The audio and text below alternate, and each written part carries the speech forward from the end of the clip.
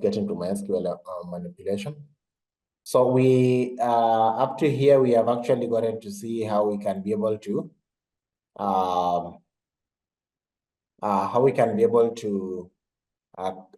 install MySQL. So we need to get into the relational databases, understand what are relational databases. I actually did explain the concept of relational databases yesterday. We just want to get into the in-depth of it. Then also we will get to look at the SQL statements and SQL commands. So let's get to look at what are actually the aspect of, or what is actually what we refer to as relational databases. So when you talk of relational databases, yeah, they are databases which they have got a relation, yeah. So so we learn the aspect of relational databases. We'll understand the SQL statements and also understand the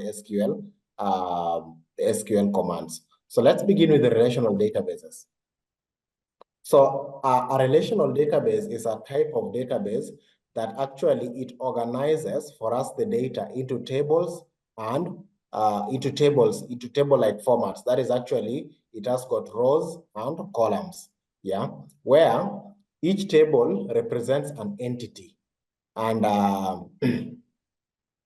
and each row represents an instance. So for example, we can have an entity that actually contains the customer's details. Like for example, if we have got an entity containing the customer's details, we will actually create a table of, let's call the table customers, yeah? A table of customers, whereby the table of customers has got things like maybe the name of the customer, the ID, yeah, and say like maybe the occupation of the customer, yeah. So of course, in the table, there, in the particular table that we are having, the table called customers table, it has got the particular details like maybe the name of the customer, the ID, and the occupation of that the customer. Then each and every row, yeah, let's say like each and every row, like row number 1, number 2, number 3, number 4, and so on and so forth. Each and every row would now actually contain what we refer to as an instance of that particular entity. So it follows the principle of relational algebra, and it's actually based on, 1 minute.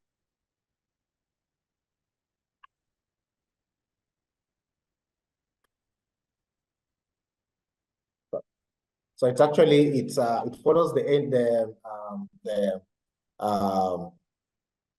what we refer to as the principle, yeah, of relational algebra, and it's actually based on it's based on relational models, which was actually proposed by EF. It's called CODE in 1970. So basically, what happens in relational databases, some of the key concepts that we need to understand, the key concepts and components that we need to understand in relational databases. Number one, we have got the concept called tables. So what is actually tables? So tables, a relational database consists of one or more tables. So a table, also known as the relations. Like for example, this is actually a table of customers, yeah. So each table is actually composed of rows, which is also called records, or maybe the tuples, and the columns. So these are actually the rows, yeah. These are actually the particular columns, but the columns actually, they are called the attributes or the fields. So a table is actually used so that of course we can be able to store related data. Like for example, this is actually related data on the customers. That's actually what we use a table for.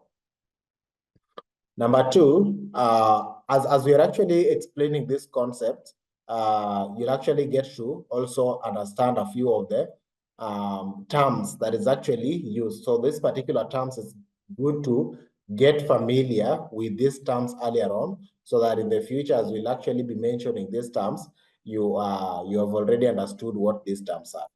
Number two, we have got the aspect of columns. Yeah, the columns, like for example, we have got this particular column, we have got this column, we have got this column. So columns, they represent for us the attributes, or maybe the what we refer to as the properties of the entities which is actually being modeled.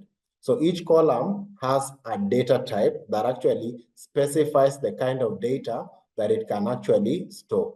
Yesterday, we had looked at the data types that we have. We had looked at the character, we had looked at the integers, yeah, and so on and so forth. So the columns, they actually, when you're actually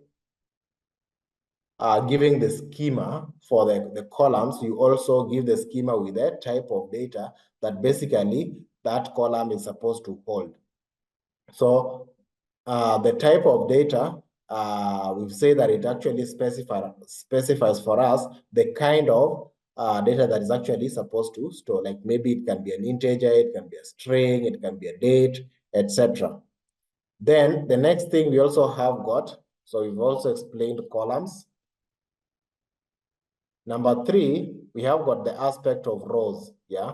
So when you're talking of rows, rows actually, they just represent the individual records, or what we refer to as the instances of the entities that is being stored in the table. So each row contains a data that is actually corresponding to the column in the table. Like for example, this particular row would represent a particular name, a particular ID, and a particular maybe occupation. So that's actually what the rows represent. Number four, we have got the aspect of keys. So what are keys? So keys, they are used so that, of course, we use them so that we can actually uniquely identify each row. So like, for example, we can have the keys, yeah, at this particular point, like maybe row number 1, number 2, number 3, number 4, yeah. So they're actually unique, yeah. We use them so that we can uniquely identify the rows that are actually there within the table. So the primary key is actually the column, or it's actually the set of columns that uniquely identify each row in the table. So foreign keys, we also have got the foreign keys, which actually they establish for us the relationships between the tables by actually referencing the primary key of another table. So that's actually what we have with the particular keys. Like for example, we can have this particular key, the key, and we can have another table, which basically we are actually referencing this primary key with the particular keys that we could have in another table. So we can actually do that particular referencing. So the foreign keys, they establish for us the relationships between the tables by actually referencing the primary key of another table. Like for example, if we had got the primary key of the table customers, number 1 here, we can use the foreign key, yeah, number 1, so that of course we can be able to reference what actually was in customers table. Then number 5, we have got the aspect of relationships.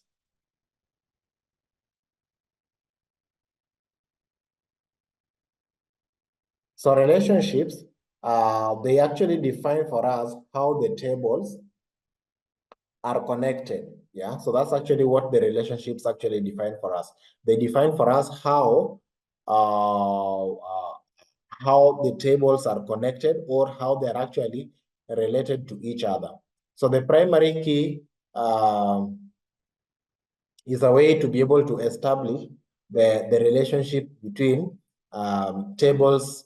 The primary way that we can be able to establish the relationship between tables is through the foreign keys. So like, for example, I was just talking about the foreign keys. Like, for example, if you use this particular foreign key to identify what was actually in the customers table in another table, that's actually what we refer to as the relationships that they have.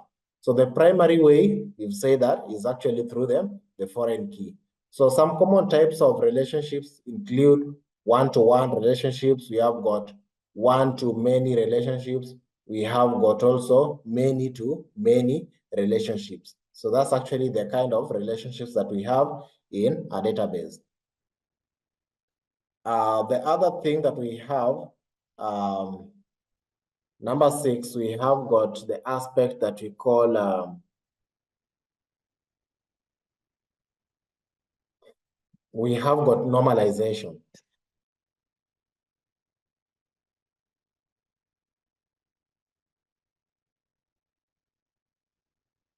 So normalization is just the process by which we are trying to organize, or it's actually the process of organizing the data in a database so that we can be able to minimize the redundancy, yeah, and also the dependency that is actually there in our data.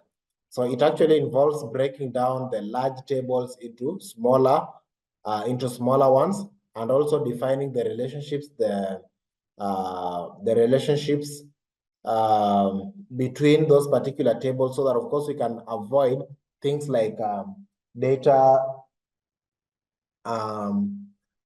duplication, or so that of course we can be able to maintain the integrity of our data. So that's actually what we refer to as normalization. So we break down, it's actually the process where we are breaking down maybe a large table into smaller portions of the tables, or smaller tables, so that of course we can be able to reduce redundancy, and of course we can also be able to reduce things like the duplication. Then the last term that we have here to understand is what we refer to as SQL. SQL. So let's understand this term well. So SQL simply stands for Structured Query Language. So you'll hear some people actually call it SQL. Yeah. So basically how it generated is sometimes it was called SQL. Yeah, which was just basically standing for the structured query English language. Yeah, that was actually what it was before.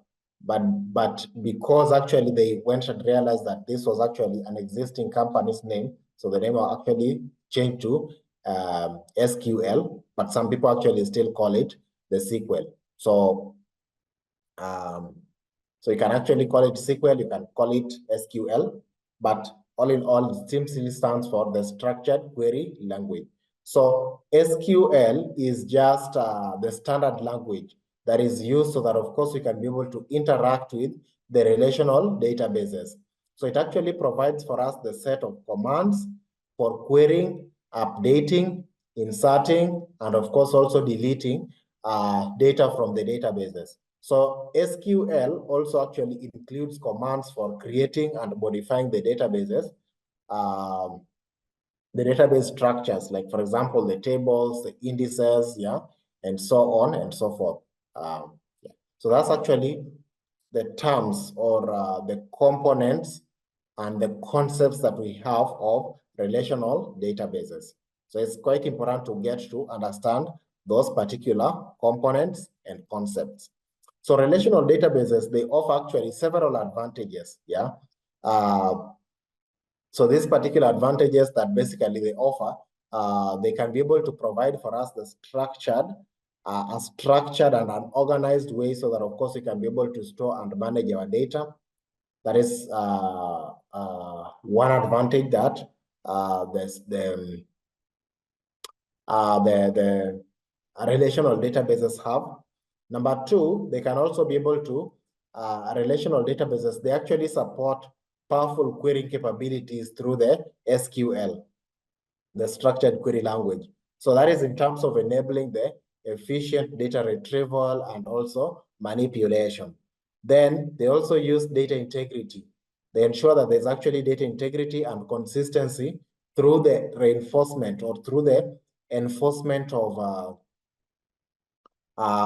constraints and relationships. So this particular constraints, they help you so that, of course, you can remain within the particulars that is actually needed for the database architecture. Then also the relationships that could be there within the actually the tables and so on. Then relational databases also, they provide us they provide a wide range, or we find that they're widely used, yeah, and well supported with many mature and robust database management systems, yeah, which is actually available to them. Things like MySQL, we have got the Postgres SQL, we have got the Oracle database, we have got the SQL server, and so on and so forth.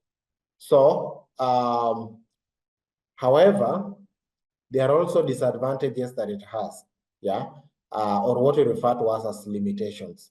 Number one, they may not actually be well suited for storing unstructured and semi-structured data. So when you're actually dealing with unstructured and semi-structured data, they are not suitable for that particular data. Number two, scaling relational databases horizontally, that is across multiple servers, can actually be challenging compared to actually scaling them vertically. That is in terms of by adding more resources to a single server.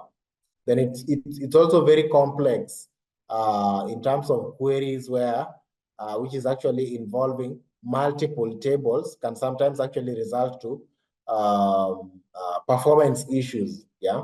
Then of course, they may not actually be the best choice for applications that is requiring high availability and fault tolerance in the distributed environments that that are there. So those are some of the disadvantages that we have with the relational databases. So of course, after understanding the particulars of the relational databases,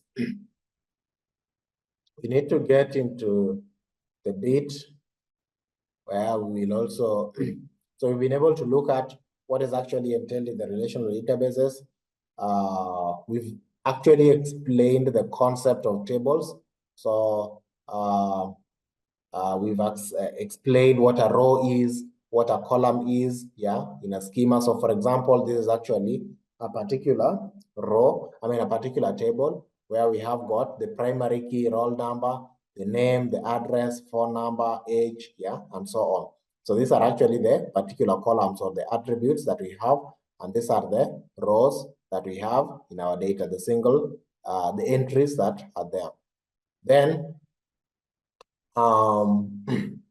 the schema of a table actually contains the name of the table, the attributes, and the types. Like for example, you give the particular table name like customers,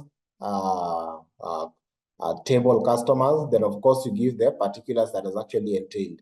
Maybe you have got the ID, the particular name, ID, name, and so on. So of course you can have as much keys, much attributes as you have. Then of course we also explained the aspect of the key, where we actually did explain also what is actually the primary key, and of course also the we also did explain what we refer to as the foreign keys, yeah. So we'd explain that. So that actually up to there gives us the structure of how the SQL, the SQL, the relational databases are. So of course, we want to get into the entails of the SQL language statements. So let's get to look at the SQL language statement. So when we talk of the SQL, so we also did explain actually what SQL stands for. We said it's just the structured query language. So so we are actually aware of what basically the SQL already is. So let's look at the language statement. So when you talk of the SQL language statement, there are four things that we'll actually be looking at. We have got the DML, the DDL, the DCL, and the TCL. So,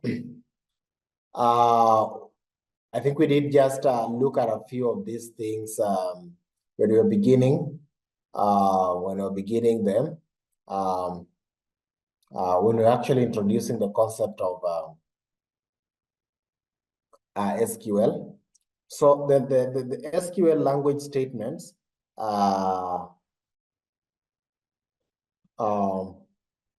we have got the data model language, the data definition language, the DCL and the TCL, the transaction language. So of course we will get to look at these particulars one by one and how actually they are used. Yeah. So just a minute, let me get that right.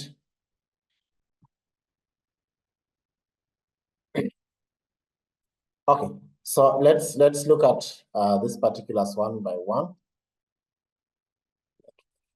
So let's start with the DML. So DML, basically, it stands for data manipulation language. So,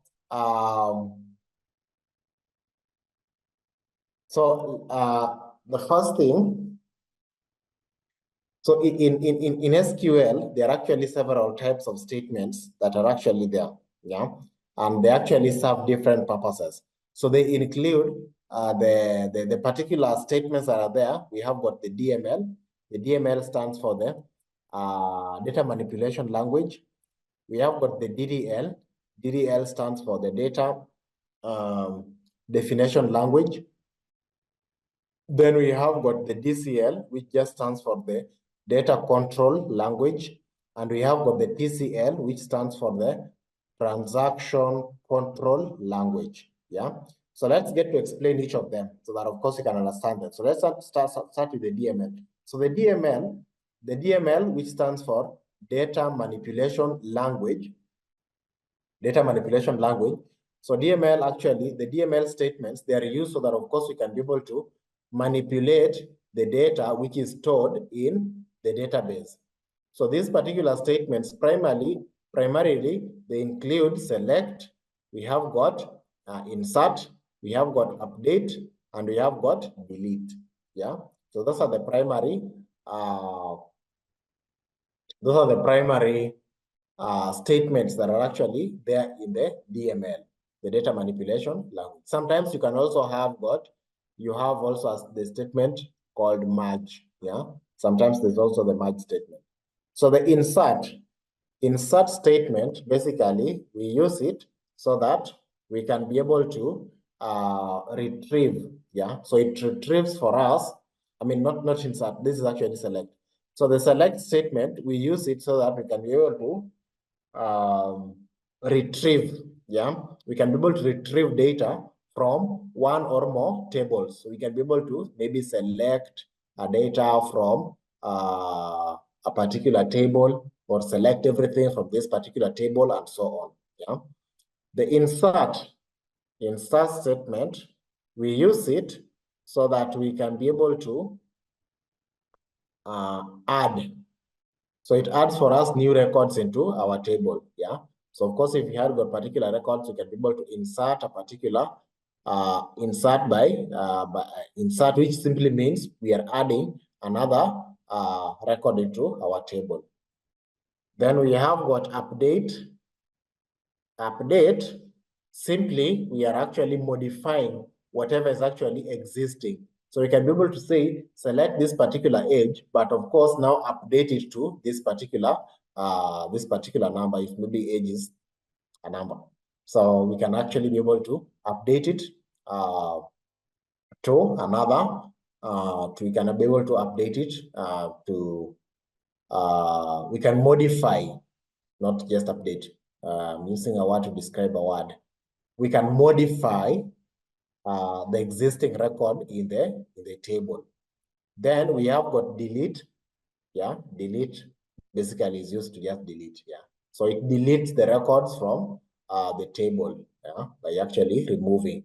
It deletes basically.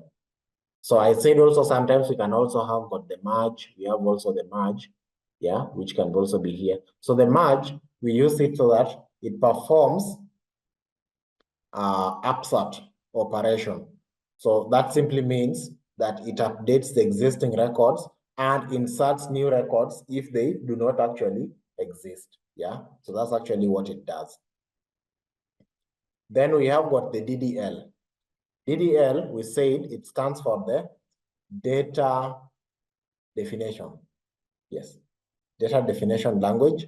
So that is actually the DDL. So DDL statement, data definition language statements, they are used so that we can be able to define or maybe to alter, or maybe we can be able to define, alter, drop, yeah, and so on. Yeah, define, alter, and drop. I think those are the ones. Yeah, define, alter, and drop. Yes. So we use them so that, of course, we can be able to define, to alter, or to drop a database object, like maybe a table, or maybe some indexes, or maybe views, yeah, etc. So these statements, they define for us the structure and the organization of the data. So it actually use create, yeah. For example, you are actually defining whatever is actually supposed to be in that particular table. So some of the common data definition language statements that we have got create, we have alter, we have drop. Those are the common ones. So create table, this actually would create for you a particular table, yeah, would actually create. Then we have got alter. When you're actually using the alter, it will actually modify the structure of the existing table that is actually there. Then drop would actually delete, or it actually, yes, it deletes. Yeah, it deletes the table and the data which is actually in that particular table. So that's actually the data definition language. Then we have got the DCL, data control language. So the data control language, the DCL, these particular statements, they are used so that, of course, we can be able to control the access to the users or the roles that are actually there. So these statements, we use them, basically they grant, yeah, they grant or they revoke the privileges to the users or the roles that are there. So common data control language statements that are actually there are things like grant and revoke, yeah. So the grant actually, it provides specific privileges to the users or the roles. Revoke actually would actually deny or remove the specific privileges from the users or the roles that are actually there. Then we have got the TCL, the transaction control language. So the transaction control language, the TCL, the statements that are actually there in the TCL, we use them so that we can be able to manage the transaction within a particular database. So to be able to manage the transaction that is actually there in the database, basically a transaction are just they are units, yeah, of works that are actually performed within the database management system. So that's actually what a transaction is. It's just a unit of work. So some of the common transaction control language statements that we have is begin, tran, commit, tran, rollback, yeah, and so on. Of course, there's others, like maybe the rollback, we have got commit, we have got save point, yeah, and so on. So those are some of the common ones that we have. So begin would actually just begin a transaction as it is. Begin, it's actually begin transaction. So this particular is actually transaction, yeah, transaction, begin a transaction. Then we have got rollback a transaction. So rollback, basically, it will revert the changes that have actually been made during the current transaction.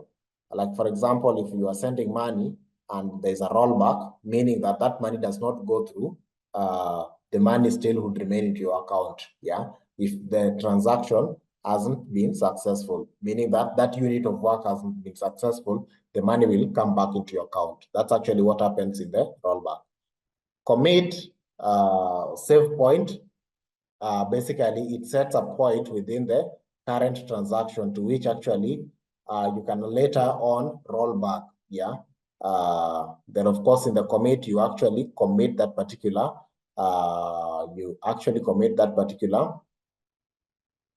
basically it saves the changes that has actually been made during the, it saves the changes that has actually been made during the current transaction that is actually happening.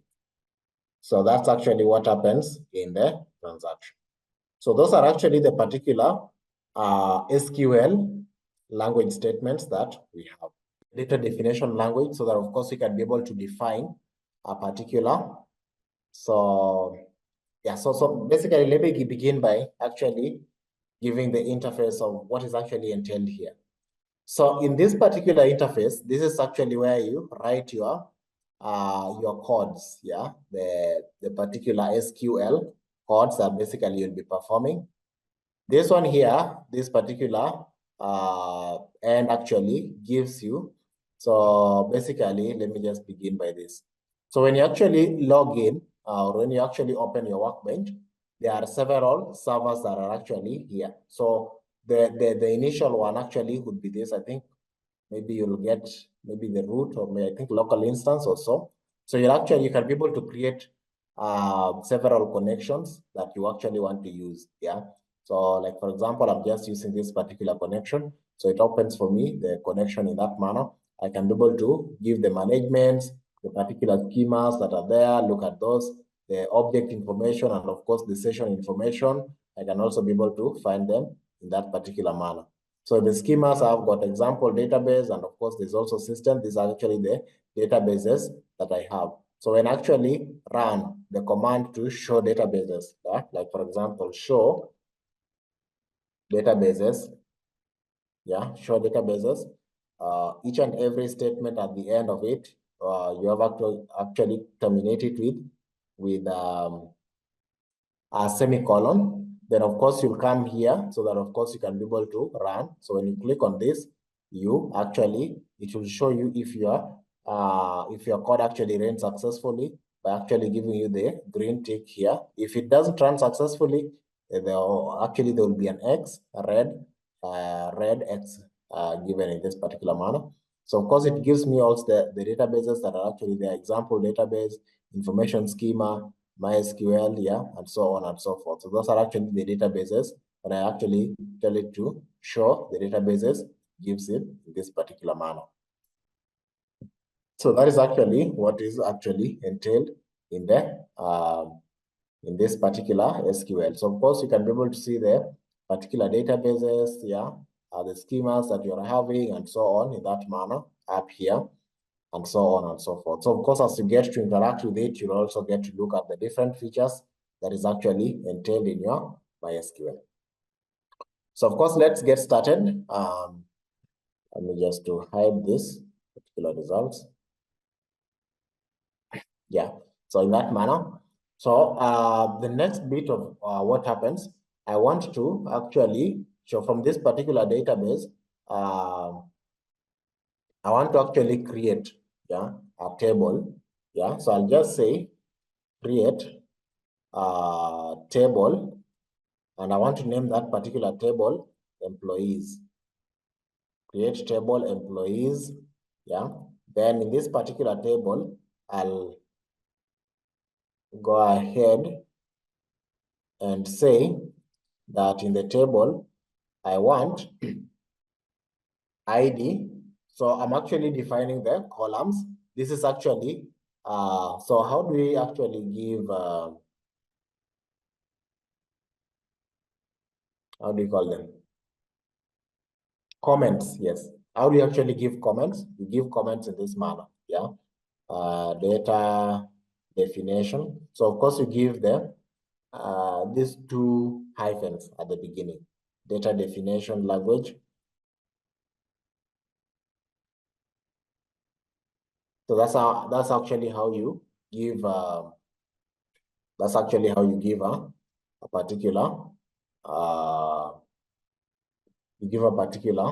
comment in MySQL. So I'll give the ID here. So the ID actually will be the primary key. It's actually an integer. The essence of actually why you're actually learning the data types is this. So of course, I want the ID to be integer. So I have to actually define it and say that it's actually an integer. So integer, which actually, this would actually be the primary key in that manner. The next thing that I want is also the name. So in the name is actually a variable character.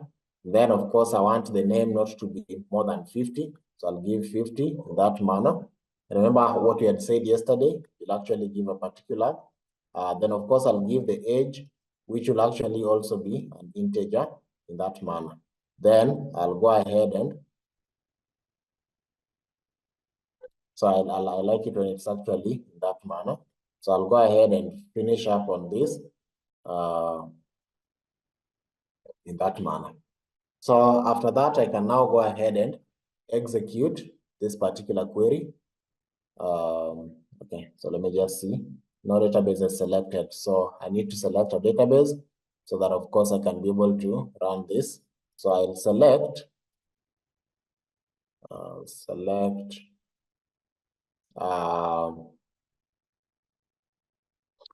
what database can I be able to use? Let me just say select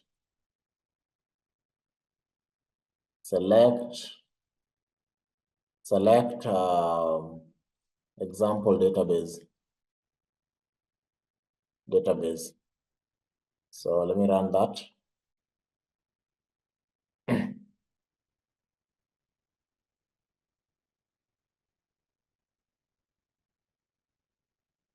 Okay, select database example, that one. You have an error in your SQL syntax. Check the manual. So let me just check create table. I think that is correct. Or is it not?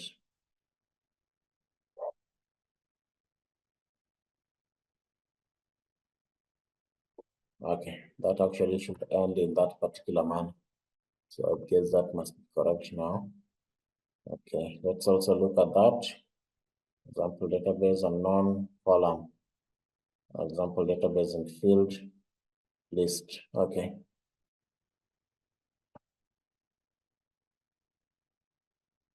Just a minute, let me just see that.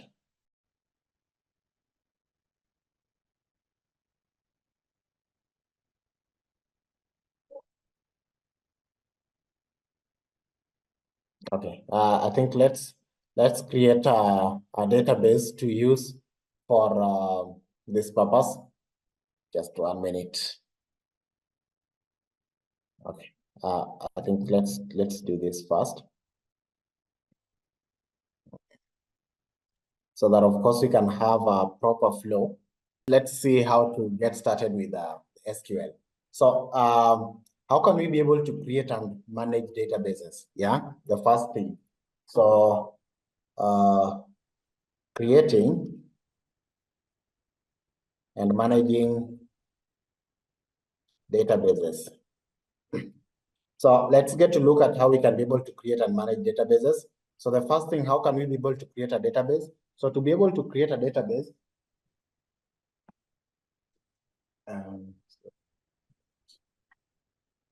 to be able to create a database, we just use the keyword create. So we can be able to create a database. Let's say we want to create a database called, let's create a database called maybe bank. Yeah, so we can be able to create a database called bank by say create database called bank. Yeah, called bank in that manner. Yeah, create a database called bank. So when we execute this particular, yeah, it will be able to create for us a database called bank. So if you want to show the particular databases, yeah, show databases that we actually have, we actually could run show databases, show databases,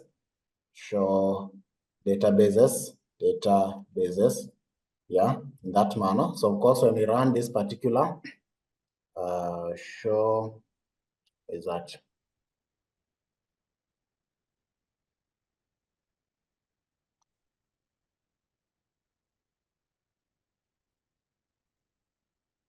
show databases, that would actually show for us the particular database. Of course, you can be able to see the one that is selected at the moment is the bank database. That's actually the one that we have. So that actually shows us the particular databases that we have. Yeah. So how can we be able to drop a particular database? Yeah. Drop, bear with me. I'm actually used to the hash for commenting. So drop a database, drop a database. So how do you drop a database? To drop a database, you just use the particular keyword drop. So just say drop,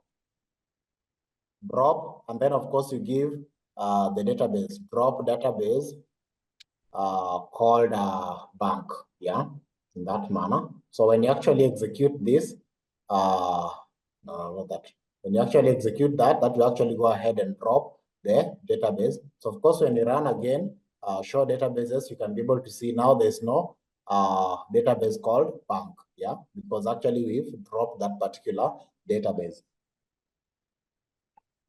So we've seen how to be able to do that. So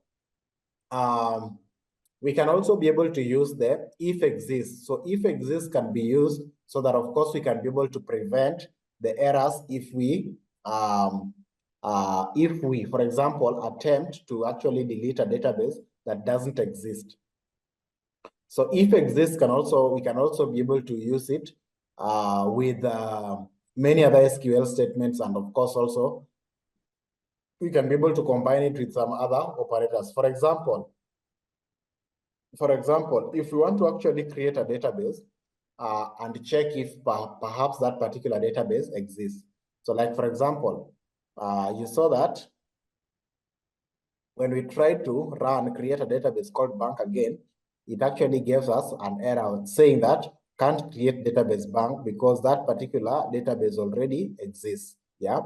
So we can actually be able to use if exists so that of course we can be able to, like, for example, we can be able to say the if exist. So we can be able to say, like, for example, how do you call it? We can be able to say, like, for example, let's run this.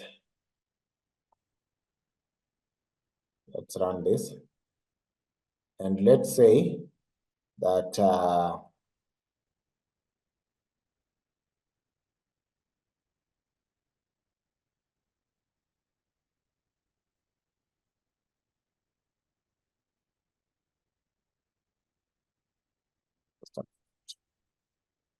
so if exists. So let's say that we want to drop the particular database using the if exists. So we'd say, like, we'd say in this manner, we'd say that we'd say drop that particular database, drop database if exists, yeah. So it will check for us if that particular database actually exists, yeah. If exists bank, if exists bank, yeah. So it will check for us if the database called bank actually exists, if exists, yeah, if exists bank, yeah. So it will check for us if the particular database called bank actually exists, yeah. Then it will drop it if it actually exists. Let's just run this so that of course you can be able to see. So of course, it won't give us any particular error, even if we run it again, yeah. It will only give you a warning that that particular doesn't actually exist, yeah. So of course, it can't be able to drop it because it doesn't exist, yeah. So of course, it will just give a warning, but of course, it won't return. So in that particular manner, so of course, when you try to run show databases,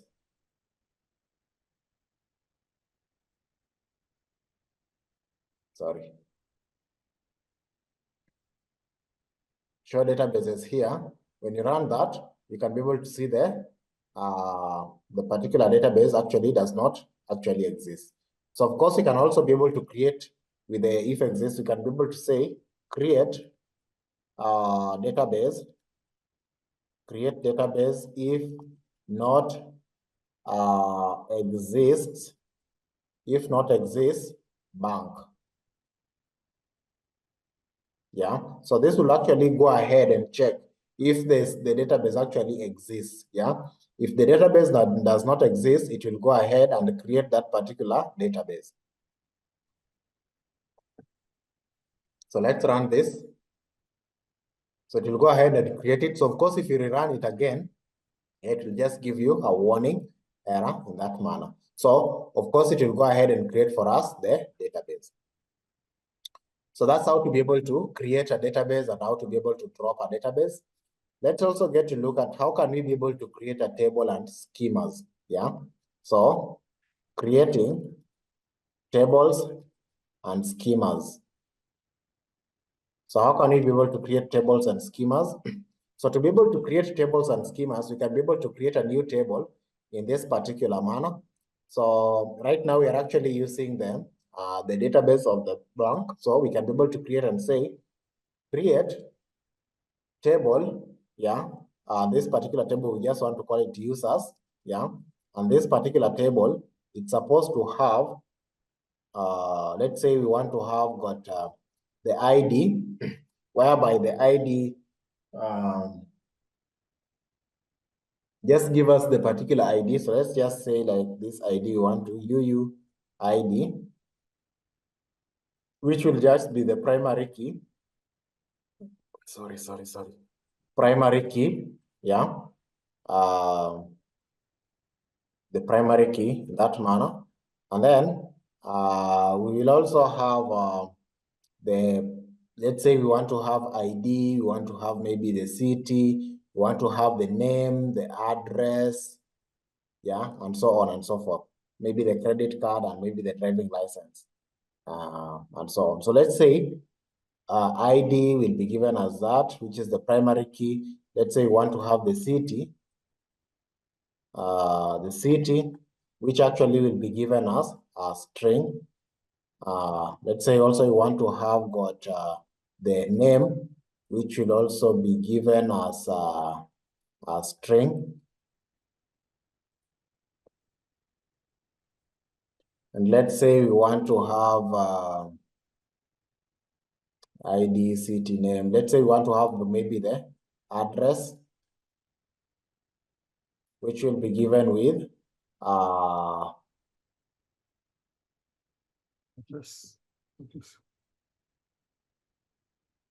a string. Let's say we want to have also the credit card, which also will be given as a string.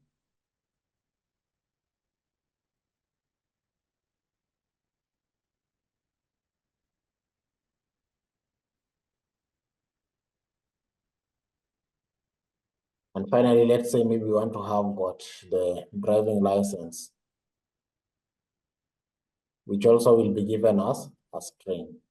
A standard procedure, or what is actually good to use for the SQL statements, it's preferable that you actually use the uppercase, yeah. But of course, SQL is not case sensitive, so when actually even use them lowercase, yeah, it will still be able to understand. So of course, even if I use, if I use actually the string in this manner, it still actually understands that particular one as a string, yeah. But it's actually preferable that for the SQL statements, you actually use the uppercasing. Yeah. Like for example, let me just give example of this one. If I also give here, show databases, yeah, in this manner, and try to run this particular, it will actually still run effectively. Yeah. Yeah, but of course it's preferable that you use the previous one, show databases, yeah, which will also still run effectively. So that's SQL. It's not basically case sensitive. But for this particular case, I'm actually using, this is actually a SQL statement, but the ID here is actually a variable that I'm actually creating in my table. So basically what I want to have in my table is a table that basically will be having the ID.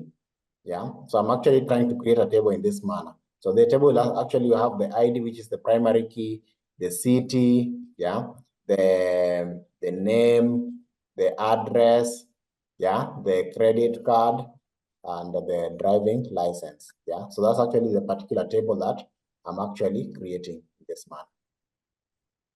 So let me just try to run this. I know there's a particular error that I'm basically having, but not sure what this particular UUID does not exist. Okay.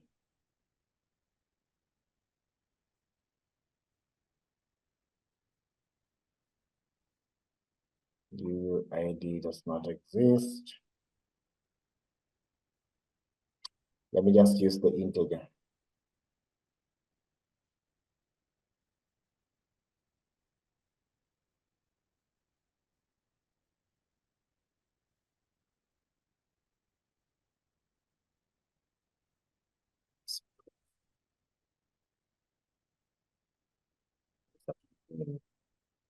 An error.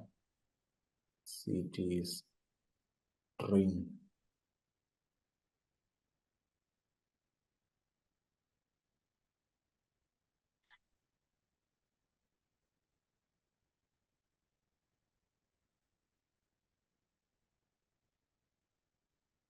Why is name bringing an error? I'm not sure why that is happening.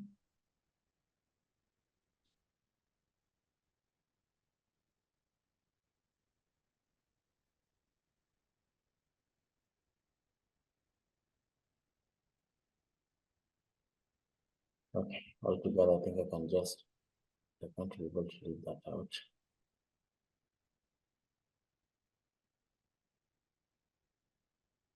Name is a keyword.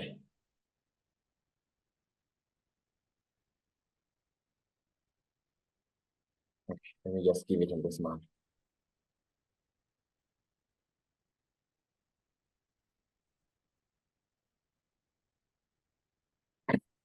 Let me just give it as name in that manner. Let's see if that actually would work out.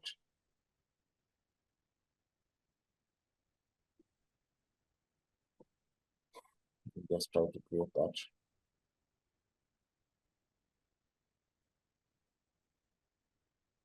The syntax.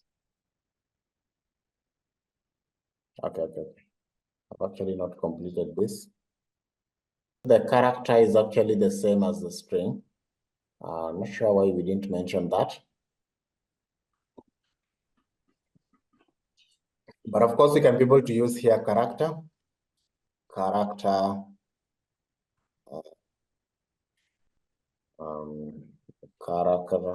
or we can be able to use variable character. Can use and then of course we can use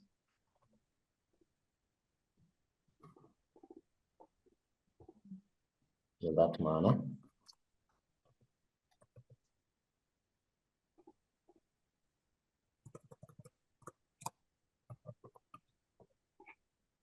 Yes, var character.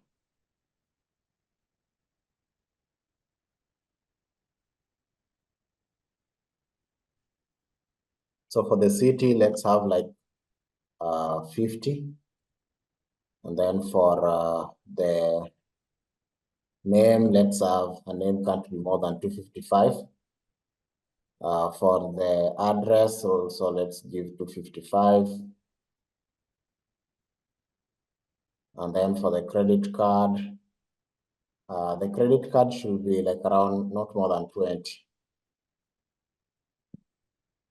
digits. So let's have that. Then of course, let's close that particular manner. Of course, this should not be there as you're closing. Yeah, so in that manner. So of course, let me run this. Okay. No databases have actually been selected. Okay.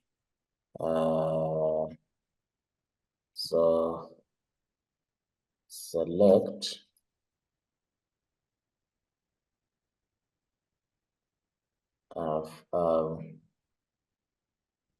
select the particular database, select database bank.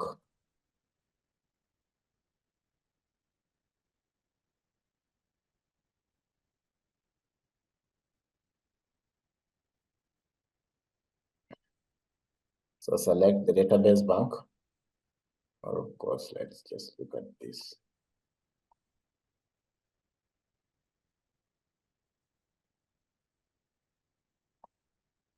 It's a that you're looking for.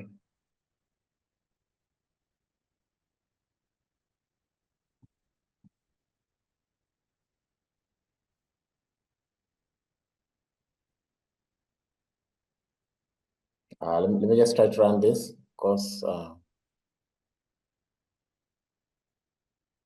let's say from bank. Sorry guys. From bank, select everything. Select everything.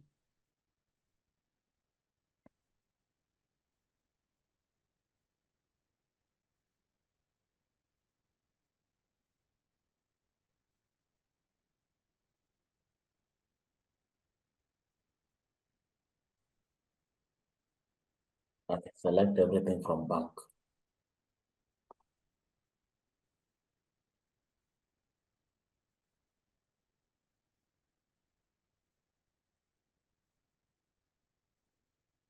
So I think we have got the database, we have got everything. Let's just run that. Why is that not running?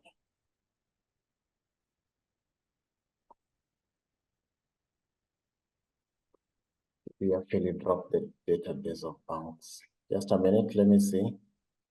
Show databases. Actually, this is selected, so that means that this is the one that we're using.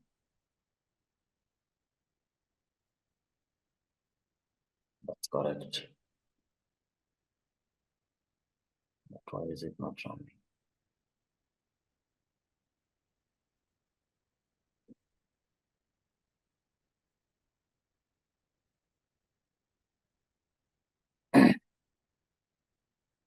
Okay, so just a minute. Let me see why that's not actually running. I'm not sure why this is actually not running now, but let me just check it out. Sorry about that. Just a minute. So let me just run this. So I think that's fine up to there. So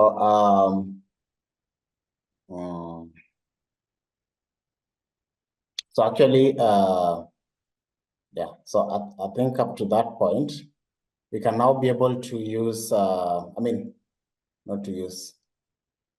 we can now be able to see the particular database that we've actually defined. The particular database that we've actually defined. So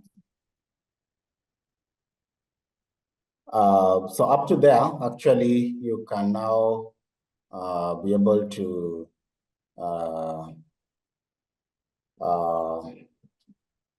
see how to be able to create a table. So of course, you've created a table here, and this particular table, it's actually called the users table. So when you actually get to, let's just see.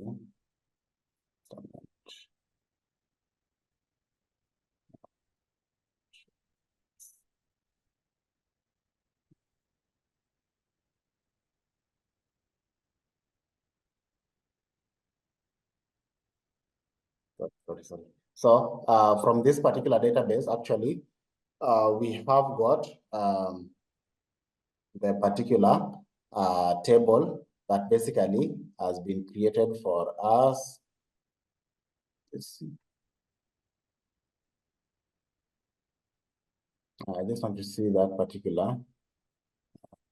That's not showing up. The tables that we have in the bank. So of course, these are actually the users table. You can be able to see it on the left-hand side. And of course, it has got the columns that are actually there. You can be able to see you have got ID, city, name, address, and the credit card in that manner. So those are the particulars columns that are basically in that table. So after getting to know how to be able to do that, the next thing is we know how to create a table. How can we be able to define? Of course, we've also seen how to be able to define a primary key by just passing this particular primary key, which is actually the ID is the primary key in that manner. You can also define multiple column primary keys. Yeah, you can be able to say like maybe you want the primary key to be maybe the city and the city and the ID. So for that case, you'll actually say like the primary key, then of course give the particular primary keys that basically you want in this manner. So like for example, if you want more than one primary key, you'd say like maybe you'd say like primary key, then of course you give the particular primary keys like maybe the city and ID, yeah, in that manner. So that of course that would actually tell SQL that you want two primary keys, yeah, which is basically the city and the ID. So that's actually you can be able to define multiple column primary keys in that manner. Then of course you can also go ahead and define a foreign key for actually referencing. So you can be able to give like a foreign key for referencing in this manner. So for the foreign key for referencing, you just give us, when you're actually defining your particular schema, you'd say like maybe you want the city to be the foreign key that you're using for referencing. So you'd say like maybe the city will be given as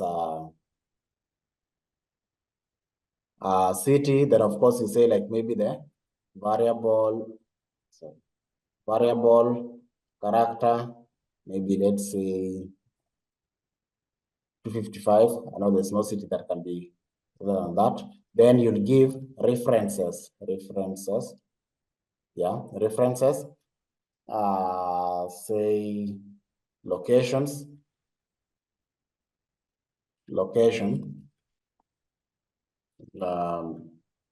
Reference locations.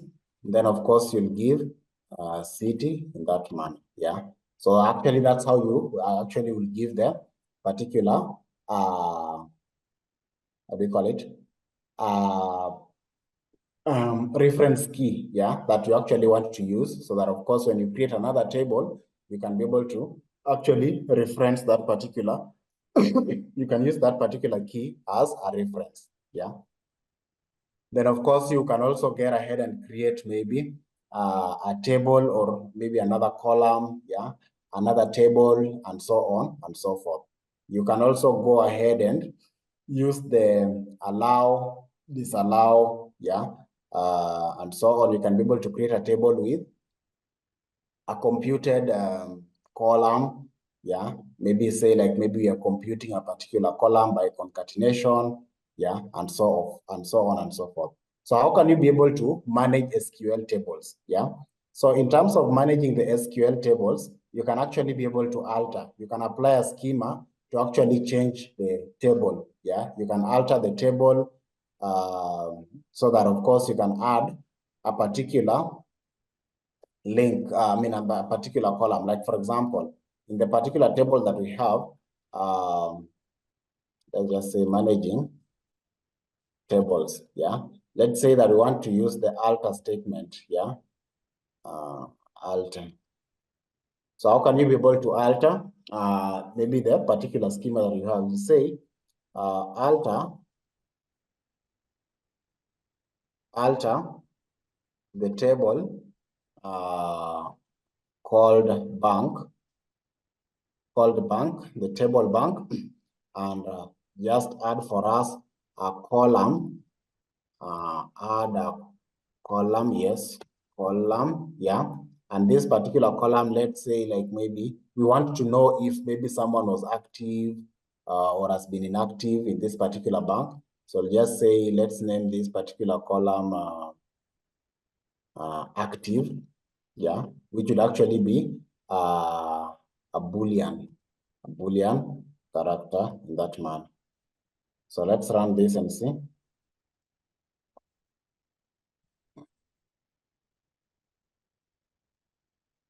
Did we drop the bank? Or did I actually name it wrongly? It says alter that one, okay. Record table. Okay, we didn't have the table called bank actually. The table was called users. Sorry. The table was called users. Sorry. The table was not called bank, it's called users. Alter the table called users. Let me run that. So that's fine. Get to look at that.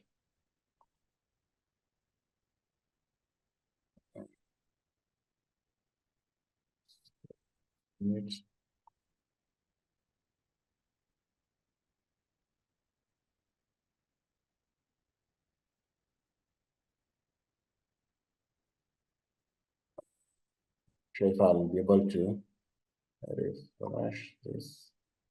Yes. So you can be able to see basically there is a column that has been added for us here called active. Yeah. There's a column that has been able to, we've been able to add there called active. So that's actually how you can be able to alter and add a particular column. How can you also apply the, how can you be able to drop a particular column? Yeah. So let's say you want to drop a particular column. Let's say you want to drop a column.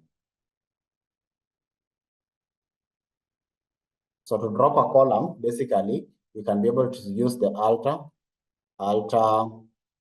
the table, which is called users, alter the table users, yeah, and then alter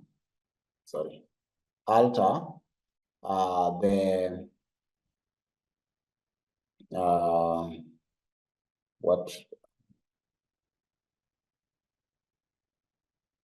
no, not alter. Alter the table called users and then drop for us maybe a column. Which column can you drop? Drop for us maybe the column city. Drop city. Drop city. Yeah, in that manner. So let me run this. So when I actually come back and refresh this, so you can be able to see the city column has actually been dropped. So it's actually no longer there. So that's actually how you can be able to drop a particular column. How can you rename a column? Yeah, renaming a column. renaming a column. So to rename a column, basically, to rename a column, you can be able to, let's say like we want to rename the column, let's say we want to rename the column credit card, and then of course we want to give it maybe the credit card number. So we'll say alter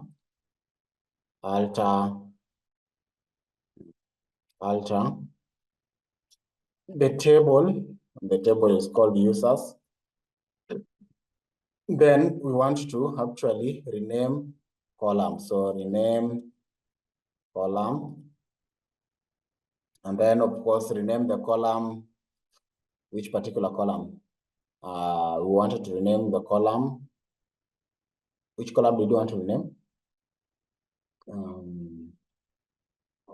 Wanted to rename the column, say, credit card, and we want to actually give credit card number.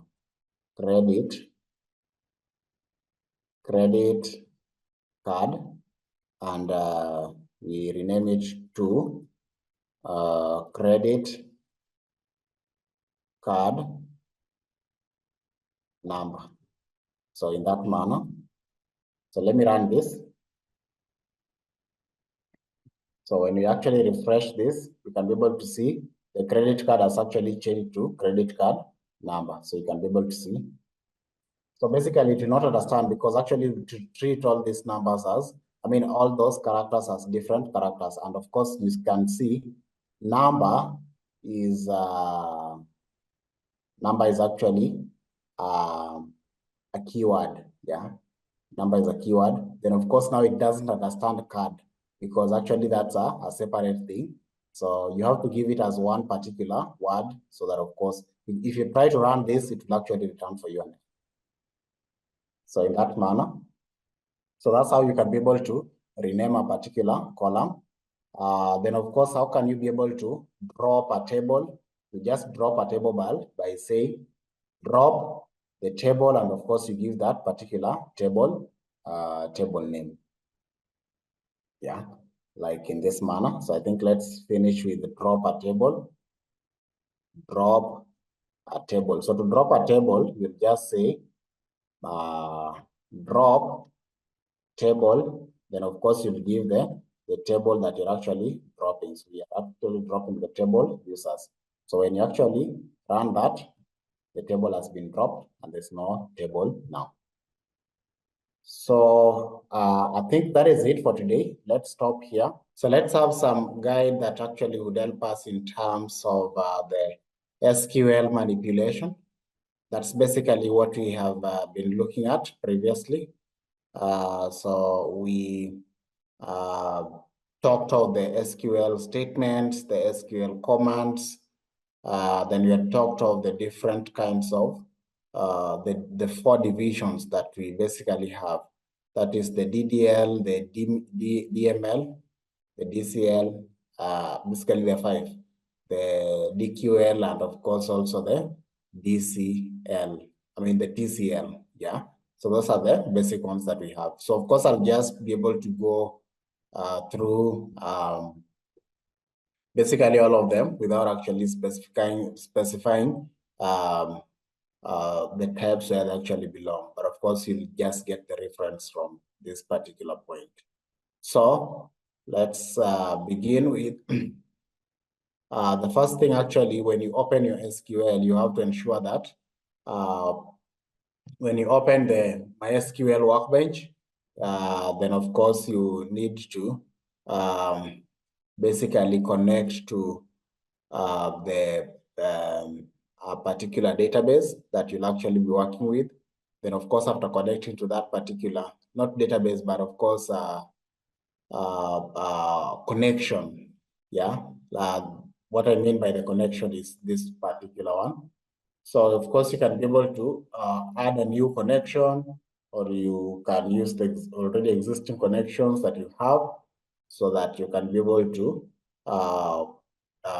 connect to your particular connection that basically you have. Then of course, after getting to the connection that you have, or after you have actually created your connection or you've made your connection, you need to actually, if you had a connection, then basically you need to give the particular details of the connections, like the host, the port, the username and the password. And then of course you'll test the particular connection so that you can be able to ensure that the connection is successful. Then after that, of course, you will just give the particular connection that basically you're having. So basically what I simply mean is this.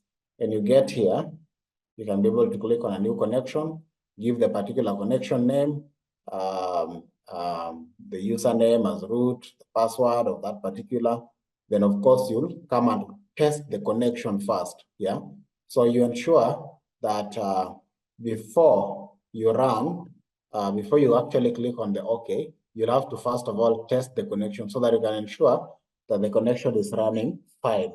After you have actually tested the connection, that's when actually you'll go ahead to now press on the OK so that you can have your connection created for you. So I don't want to create a new connection. I'll just use the already existing connections. So I'll just use the test connection.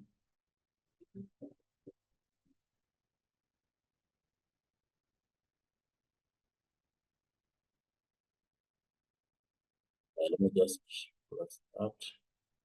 Let me just get back here. So that this one. So let me create a database. Let me just create a database by so we did say that how to give a comment with this. So create a database. So we'll create a database using the create statement. So of course we'll just use create database. Yeah. Then of course I'll give the name of this database. Let me just call it my underscore database, my database, that manner. Then of course I'll just go ahead and execute this. So that has successfully created for me my database. When I actually now show the particular databases that I have, yeah. So I can be able to show the databases that I have. So I'll just use the show databases, show databases, yeah, in that manner. So let me just run that. So these are the particular databases that I have. I have got the bank database, the example database, information, my underscore database, the one that is actually highlighted for me there, and so on the others. So those are the particulars that I have. Let me just close this. So after that, I need to go ahead and after creating the database, I need to select or use the database that I've actually created. So use, yeah, I'll just using a database.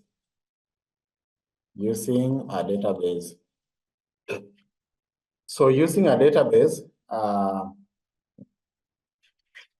how you can be able to actually specify so that you can be able to use a database. You can be able to do that by using the use keyword. So use, then of course I'll give my particular database, my underscore database, in that manner. So let me run this. So I've actually selected the particular database that I want to use, yeah. So after that, the next thing that happens, I want to be able to create a table in my database. So how do I go ahead and create a table in my database? So just say creating a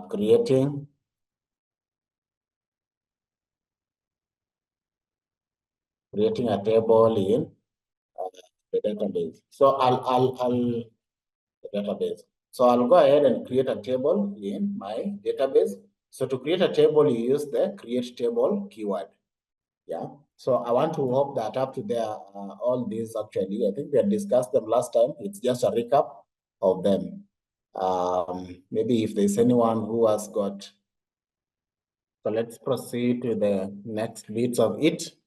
So I'll go ahead and create a table. So we'll just use the create table keyword. So create table.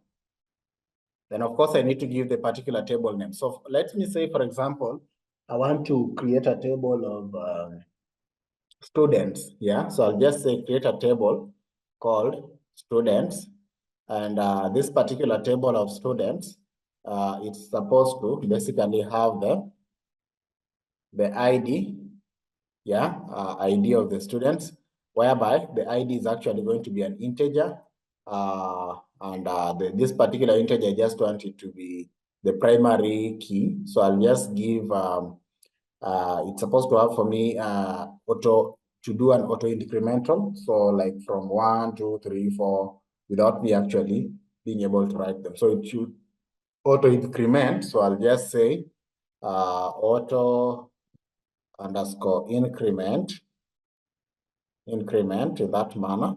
And then I'll also specify that this is actually a primary key. So I'll just say primary underscore, primary key in that manner. Then the next thing that I want to have in this particular table is maybe let me say the ID, the name of the student. So I'll just say name, whereby the name will be given as variable character, varchar, in that manner. But I'll specify that maybe the name shouldn't be more than 50 characters. Then the next thing that I want to also give is I want to also give the age, yeah, whereby the age actually would just be an integer. Age is a number. Age should just be an integer in that manner. Then the next thing that I want to also have is maybe the gender. So I'll just specify gender, where gender actually will be given by the enumerations, enum, yeah, in that manner, whereby it will either be a male, a female, or maybe other. So I'll just give like in this particular manner,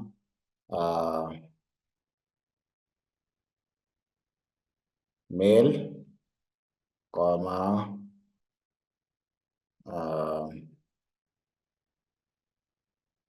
female,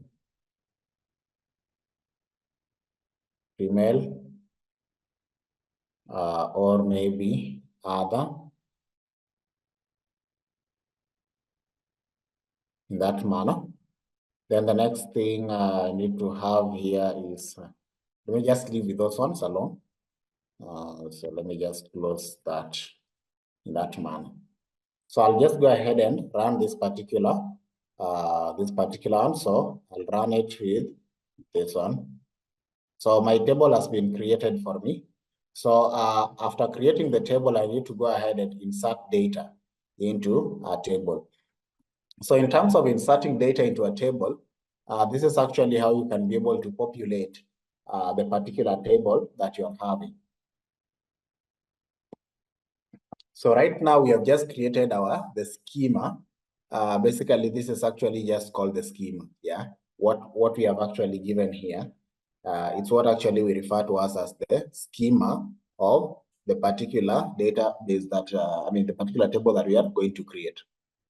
So we need to go ahead and populate that schema or populate so that of course we can be able to have the data. So to be able to perform that, we'll just go ahead and populate the particular table that you're having in this manner. So let's say that insert the data. So inserting the data, let me say that I want to insert maybe some two data points. Yeah. So I'll just say insert into the the particular table that I created. Into the particular table that I created, the table of students. Yeah, so I'll just say into students, insert into students, then I'll give the name, the age, and the gender. That's actually what it's supposed to take: name, age, gender. So those are the particulars that it's supposed to take. Then of course I'll give the values. Yeah, the values. And the values that I'll actually give are, let me say, like the name that I want is, for example, John. And then the age of John, let me say, is maybe like 25. And then let me say maybe the particular gender. And the gender, basically, let me give us male in that manner. So let me close this particular. Then let me get into the next one also. Insert into students. Then of course I'll just give name, age, gender, yeah. And then I'll pass the values basically to be given as, let me say like this time I have got maybe a name like Alice, the age of Alice, basically, let's say like maybe Alice is 23, and let's say that Alice is female. So Alice is female.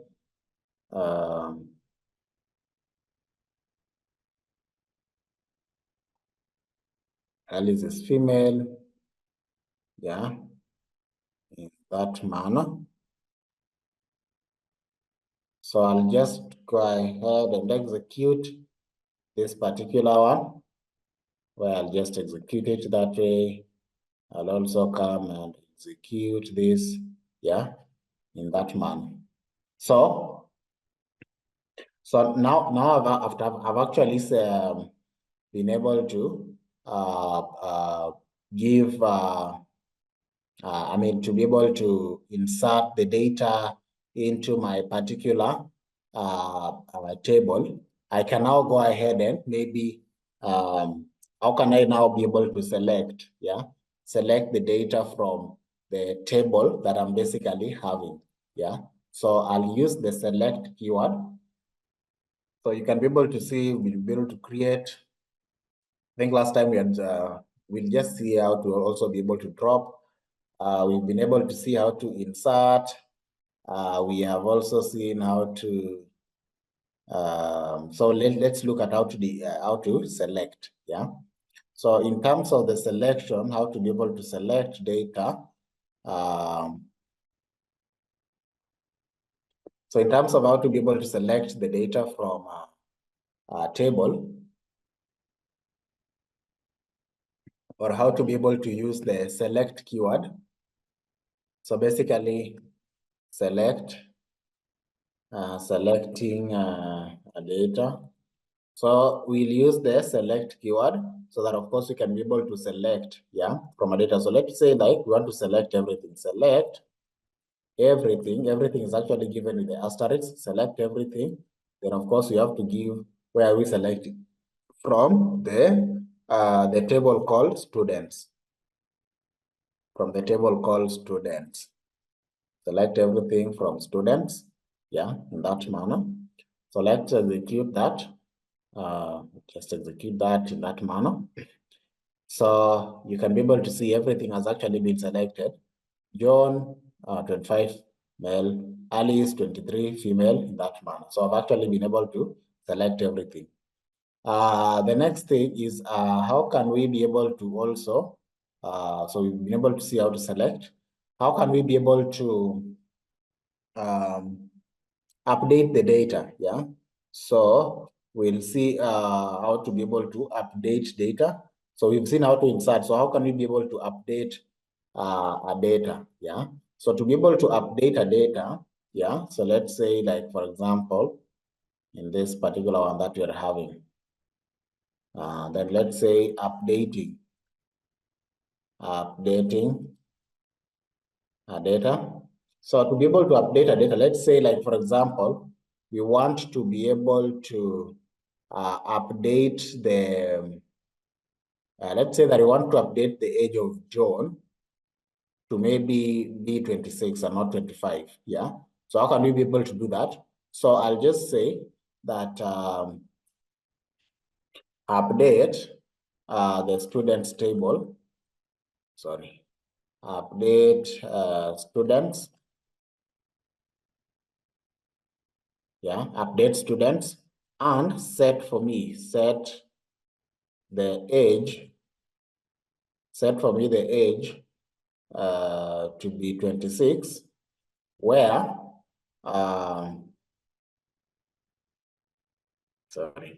where the name, yeah, the particular name of that student, yeah, was equal to John, where the name was equal to John, that man. So let me run that. Let me execute that. So of course we are using the save update. You try to update that particular man. Did I forget anything? Just a minute. Update students, set for me the age to be 26, where the name is John. Okay, so I need to just check that on my settings so that I can be able to get to registration. So let me just go to that. Edit options. Then of course, just a minute. Preferences. Let me just uncheck that. So is the SQL editor, the query editor, SQL, SQL basically executions tab. Then of course, save updates. Where is that? Is so just a minute, let me check that. I need to get to look at that. I'm just trying to look for where my save edit options are. I can't see it. For just a minute, let me just check that. It will be here and I can't see it.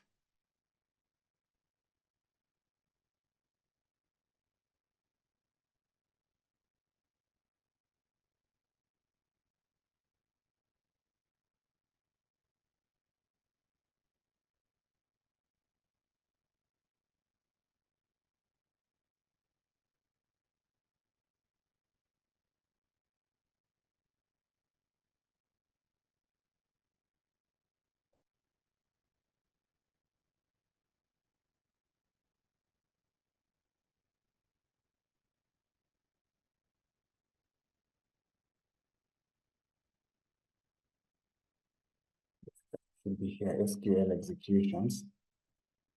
That will have them. So basically, I thought this is where the place where I should be having the safe execution, but I can't be able to see it. I'm not sure why I can't be able to see the data changes. Not sure if that actually would work. I'm not very sure. Let me just try that. Yeah, that one. Update references.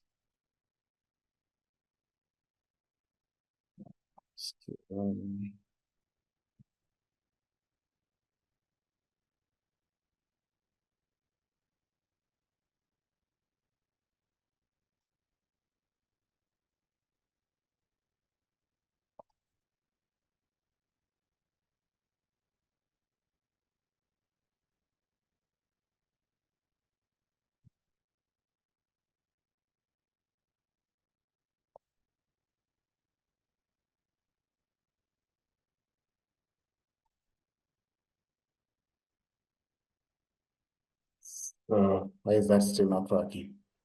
I'll just uncheck that box. Just a minute.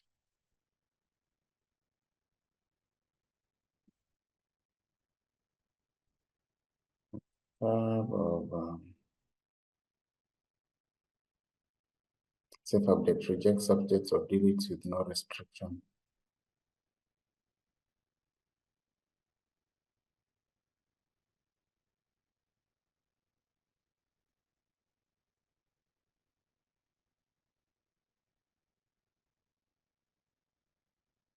So I think that should be now working.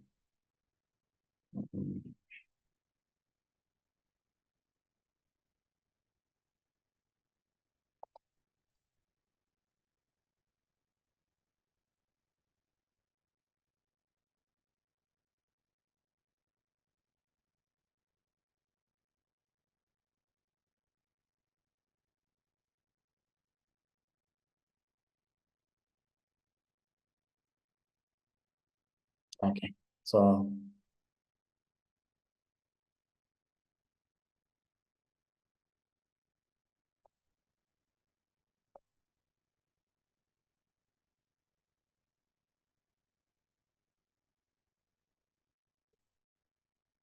I'm not sure why it can't be able to update students at the age. Is that one?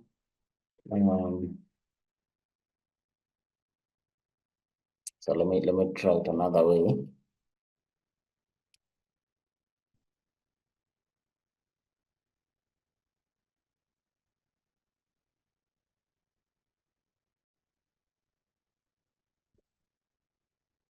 Not sure why this one is not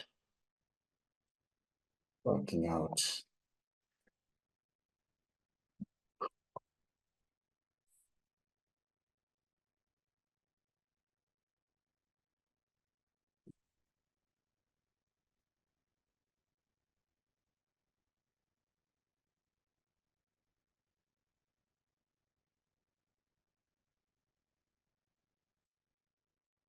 Let's just try update students,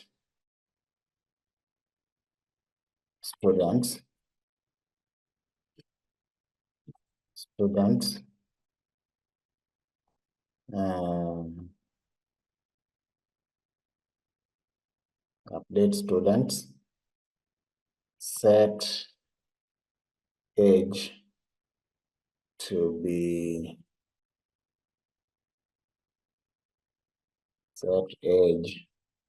26, where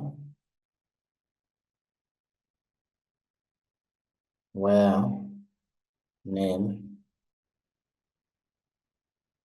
is equals to John Batman.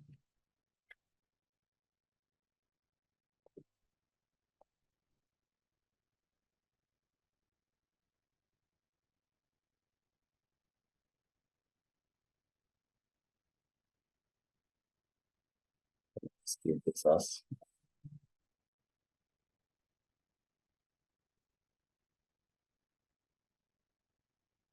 let's keep the edits of this file. Just a minute.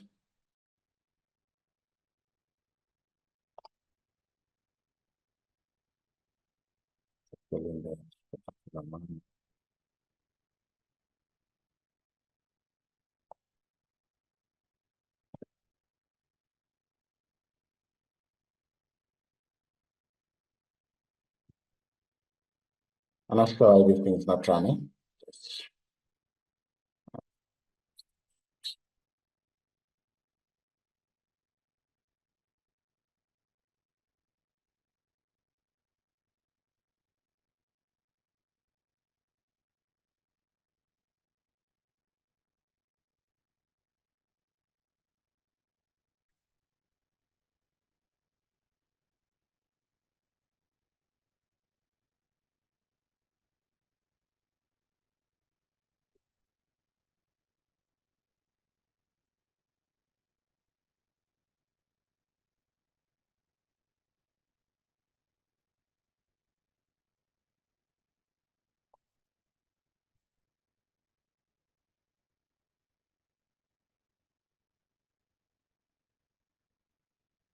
So that's actually what it should be. SQL query.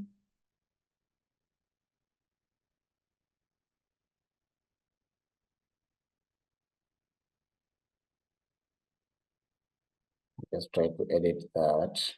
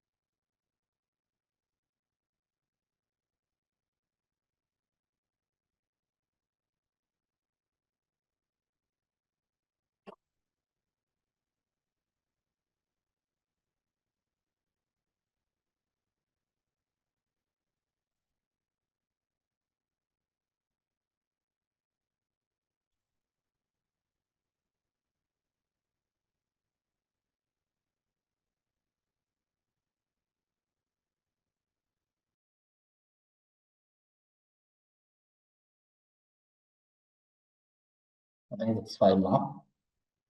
I think that's fine.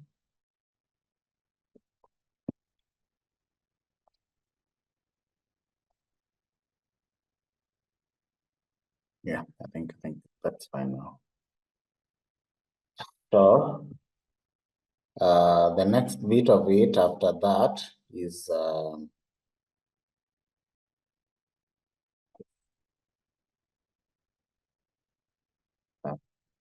let me just try to show the table again. Show the table is called students.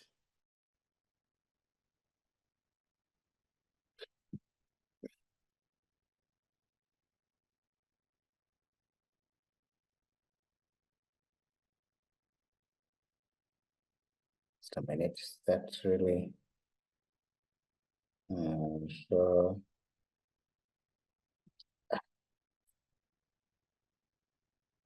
Sorry.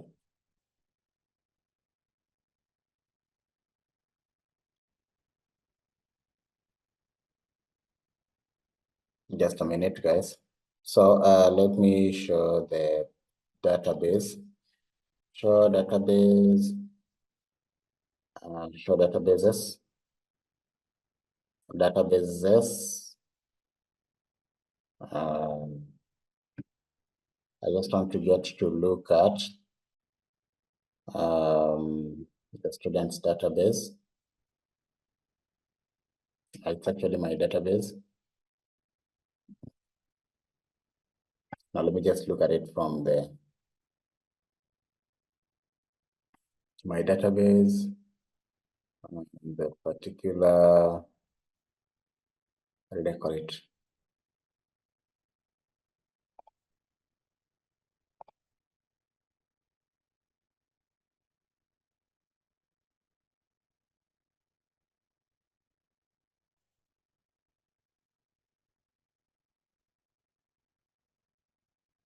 I can be able to see that.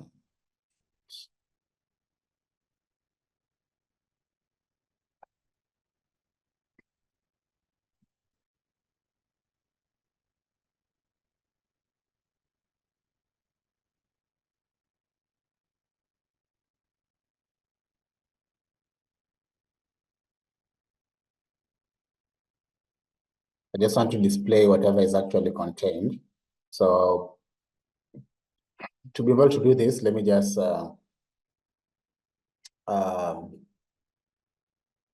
let me just do this. Select everything from the students table, students. Then I just want to let me just run that and see. So yes, I think we did a double entry. I think when we ran our codes again, but of course you can be able to see that the age of John has actually been updated to 26 from 25 that we had previously. So just wanted to display that. So the next thing that happens is how can we now go ahead and perform now in terms of we're going to look at the select, we're going to look at how to be able to update. How can we be able to delete a particular data? So basically we are now looking at the delete. So we looked at the update. Now let's look at how to delete. So to delete a particular data from our database,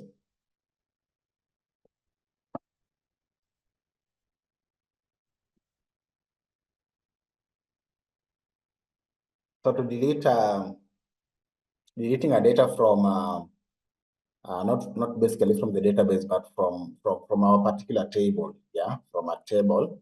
This is basically how we can be able to delete. So we'll just use the delete keyword, delete. So I want to delete from the table called students, yeah. I want to delete, let me say I want to delete the name of Alice, yeah, or the data of Alice, yeah. So basically I'll say where the name equal to Alice. Yeah, let me just do that. So I want to delete the data of Alice. So basically, let me run that. So when I go ahead and again select everything from my students, you can be able to see that the data of Alice has now been deleted. Yeah, so that's how you can be able to delete a data. Then how can you be able to, now let's look at how we can be able to alter. So we've not looked at the alter. So how can we be able to alter the structure of our table? So to alter the structure of our table, the structure. So let's say that we want to add a new column.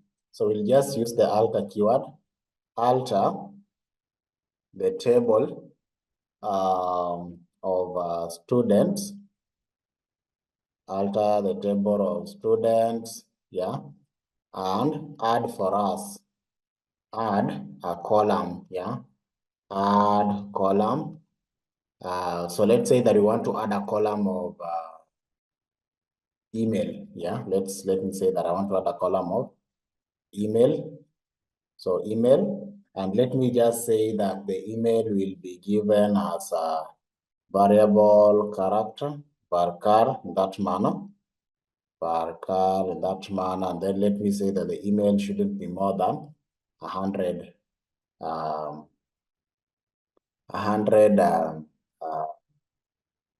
variables, yeah. So let me go ahead and execute this particular. So to execute this, I'll just run it. Yeah, so that's fine. So of course, when you go ahead and Now I need to basically, after I've added a new column, I need to go ahead and modify, yeah? I need to go ahead and modify the column. So let me say I want to modify the column. So to modify the column, yeah, basically, let me say that I want to modify the column. So I'll just say alter the table called students, and I need to modify, yeah? So I need to modify the column of the age, and I'll just use the integer, and I'll unassign signed that manner. So let me run this. So yeah, that's actually how you can be able to modify a particular column. So of course, let me just run this one. So let me just run this one. So so of course we have dropped the data of Alice. That's actually why we don't have Alice. Yeah. So I've added also email here, but of course I've not populated whatever it's actually contained. So that's actually why it's null. So in that manner. So the next thing, I also want to drop. How can we be able to drop a particular column? So let's say that we want to drop a particular column.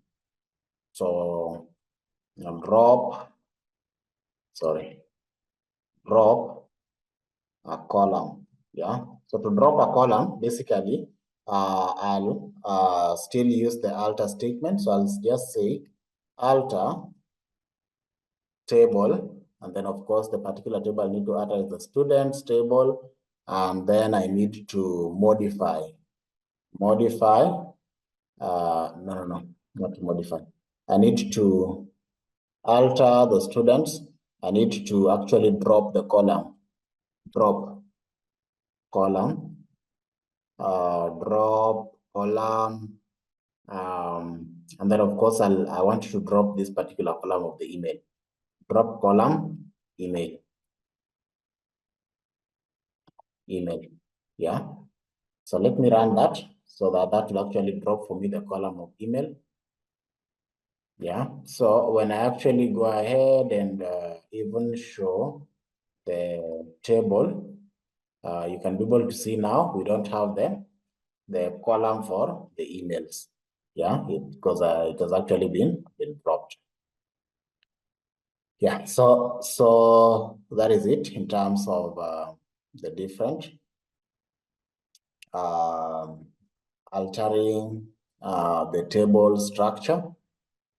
Yeah, so the next bit is how can you be able to give the constraints, like maybe when you're talking of the constraints, how can we be able to add a particular, how can you be able to add a primary key? Yeah. So let's say that perhaps you didn't have a primary key. So how can you be able to add the primary key? So let's just give here constraints. Constraints. So in terms of the constraints, number one, how can you be able to go ahead and add a primary key? So to add a primary key, basically, this is what happens in terms of adding a primary key.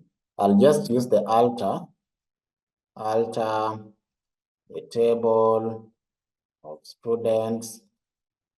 Yeah, alter the table of students. Then I need to drop, no, not to drop. I need to add, yeah, I need to add a primary key. Add primary key.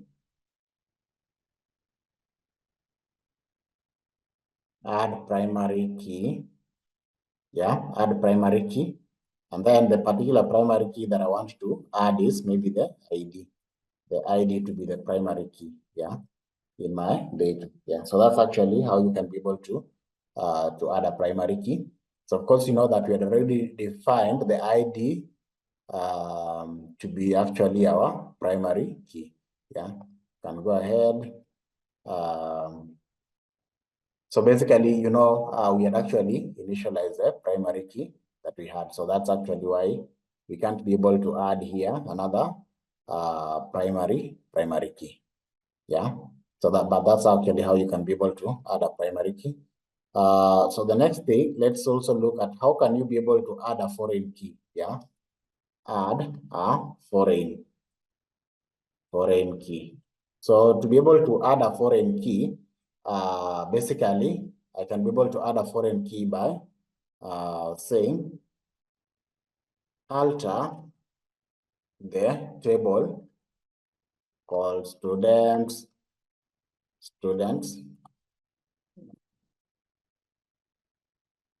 alter the table called students and add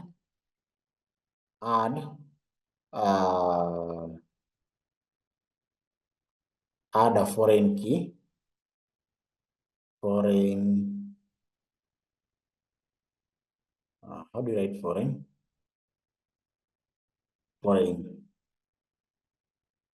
Yeah, foreign. Yes, foreign is written that way. There's a G. Foreign key. Yeah, I think it's that way. Add a foreign key. And this particular foreign key, let's say that you want to add a foreign key of maybe the particular department where this student is. Yeah. So let's add a foreign key given as department. Sorry, given as department. Yeah, department. Let me just call it department ID. And then of course I'll give the particular reference. Yeah. Reference.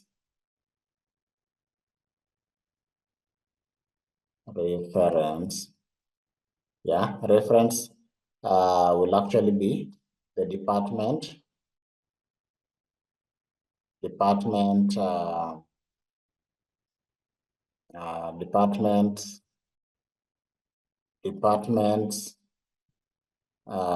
let's say maybe the department's ID.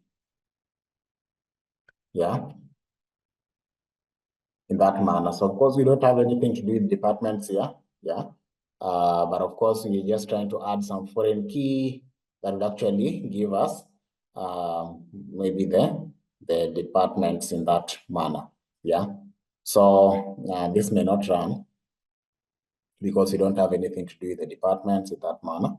But I'm just trying to show you how can you be able to add a foreign key. Then of course, how can you be able to add even a unique constraint? Yeah. So let's say that maybe you want to add a unique constraint. So adding a unique constraint, like let's say maybe you want to add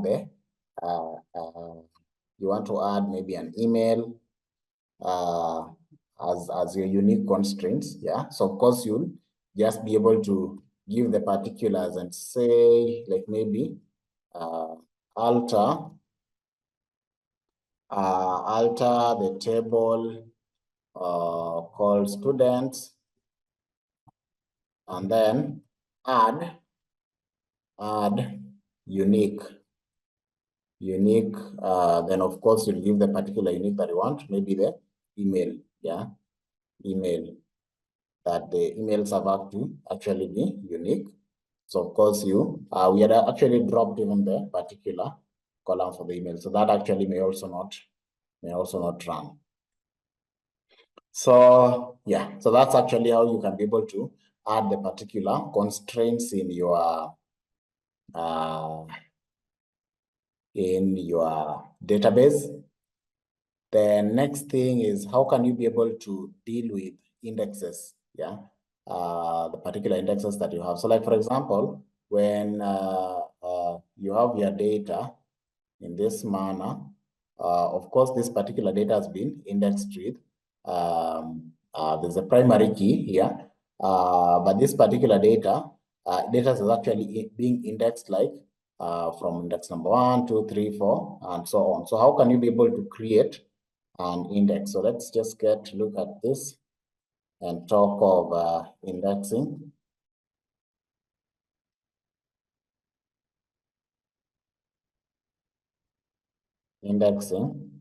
So in terms of indexing, number one, how can we be able to create an index? So in terms of creating an index, basically you can create an index for your data in this manner. You'll just say create index IDX, let's say IDX name,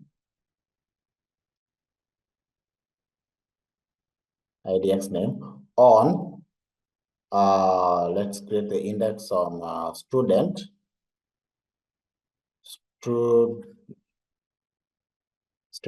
and then of course we just pass the name in that manner. So we are just trying to create a index, yeah. So when I go ahead and select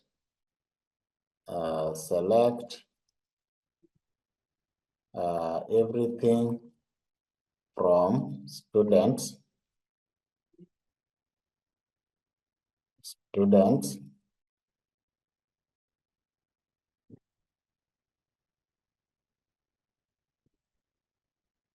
yeah.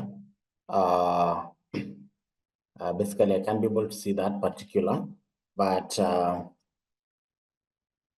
your data actually now will be actually indexed for you from index number 1, number 2, yeah, and so on. So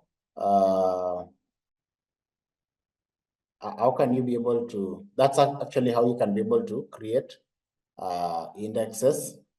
Then the next thing is you can also be able to drop the particular indexes. Like, for example, if you are reading a data from, let's say, maybe from, no, maybe you are populating a data. Say you are populating a data from, you're populating a data from maybe an SQL, not SQL, but a CSV file, or maybe an Excel file into now into your the SQL, then you want to drop the index, yeah. So how can you be able to do that? So let's just say like dropping an index. So to drop an index, basically you just use the drop keyword, drop index ID, sorry, IDX underscore name. And then, of course, you will give it on students, not on students. Sorry, on students.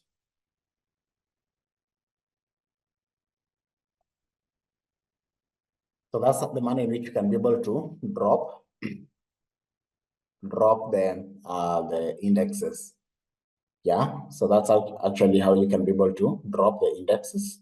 I think we've almost updated, depleted everything. I think what you're left with is maybe to be able to grant, revoke, commit, roll, and save on the fields that we have there. So I think just a minute, let me see how to be able to show index.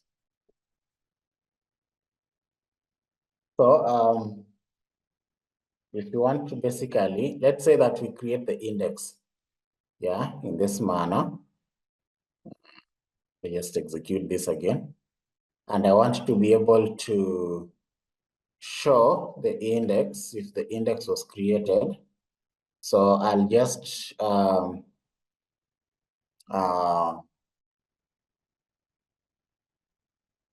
Let me just try this. Show index from my particular table. My table is called students. Let me just run that and see. So you can be able to see when it actually encounters any particular name, it will give the sequence in the index. Yeah. The non-unique 01, in that manner, the primary key, yeah, sequence in the index 1, in that manner. So that's actually how to be able to show,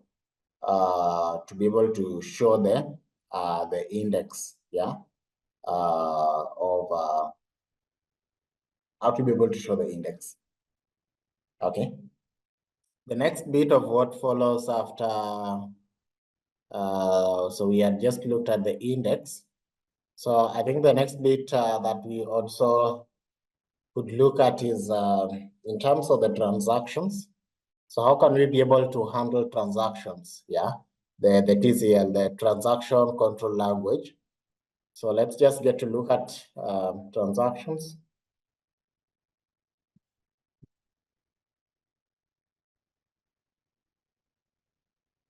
Transactions. So in terms of the transactions, how can we be able to start a transaction? Yeah. So to start a transaction,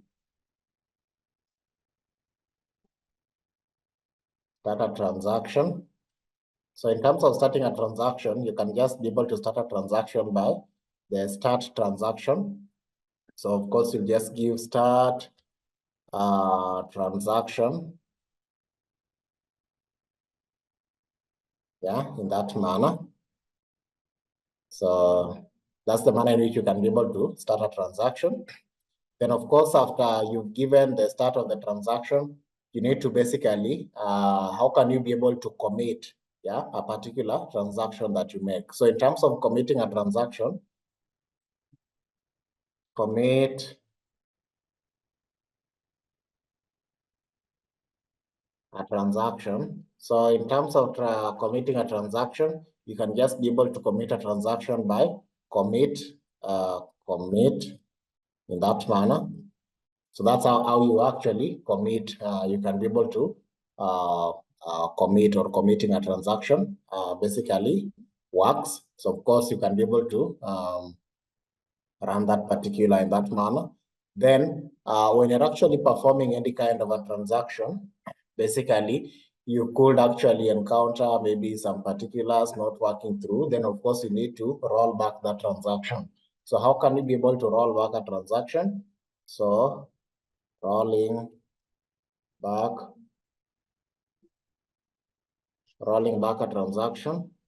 So in terms of rolling back a transaction, rolling back a transaction. So to roll back a transaction, you just use the roll back, yeah, in that manner. So that's actually how you can be able to roll back a transaction, yeah. So of course, there's no particular transaction that we've actually done for this particular. So of course, nothing has been affected. So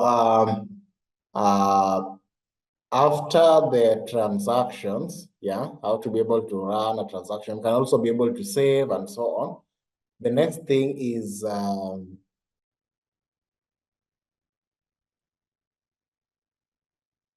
how can you be able to maybe create a view, yeah? So let me just show you that, how to be able to create a view.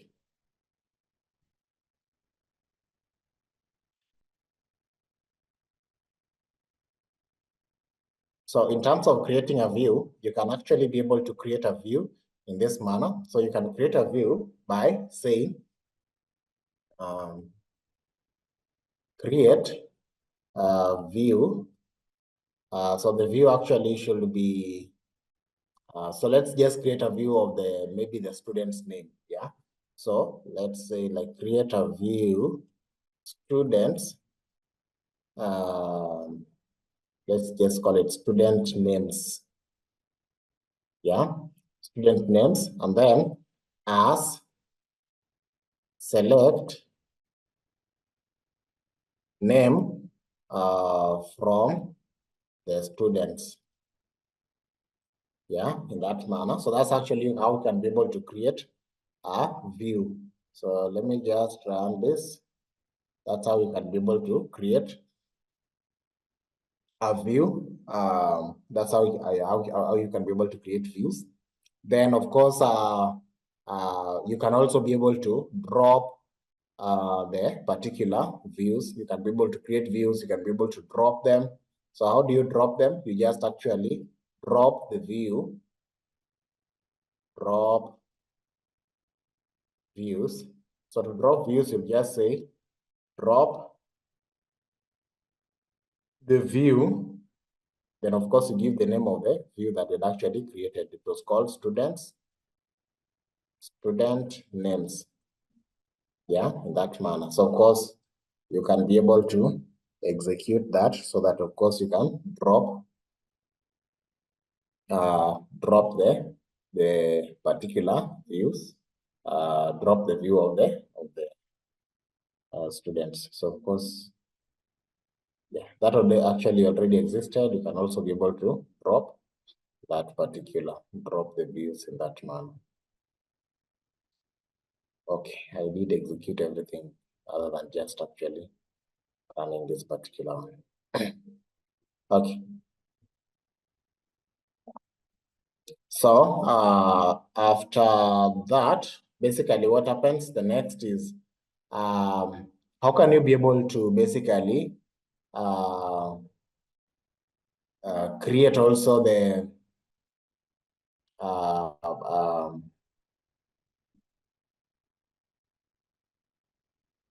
how can you be able to get basically stored procedures? Yeah.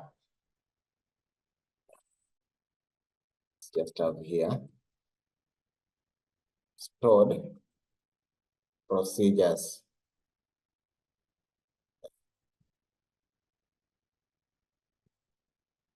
Stored procedures. So how can we be able to create a stored procedure? So in terms of creating a stored procedure, basically we can be able to do that in this manner. You can say delimiter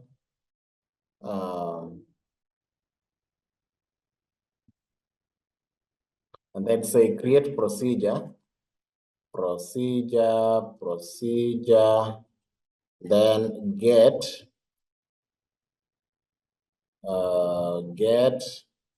students. Yeah. Then we'll say begin,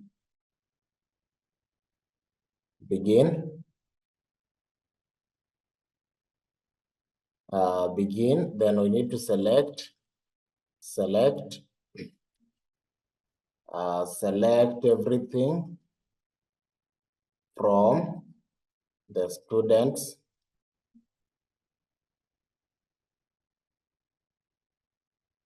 Then I'll just say end in that manner. And then I'll just give the limiter.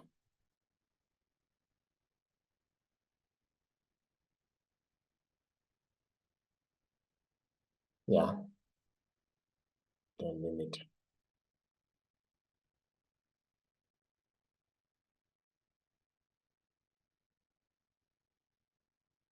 That's correct. Why is it giving an error?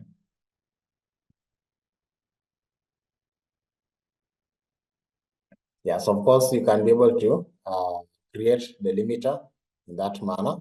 So basically that's how you can create a delimiter, yeah, in that manner. So the stored procedure, yeah, in that manner.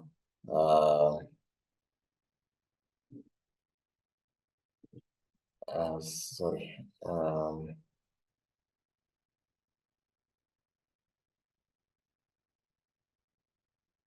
Have I been using a wrong students underscore names?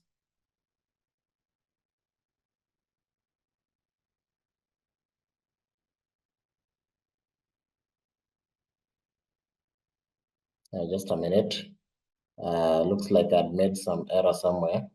Let me just try to find it out.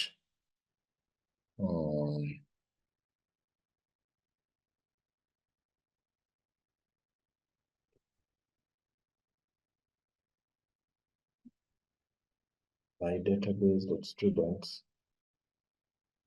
Students underscore names. Students underscore names.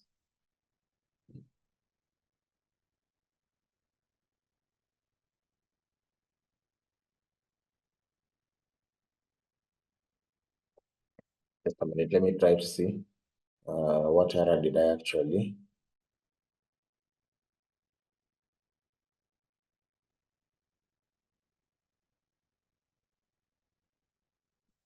Just a minute.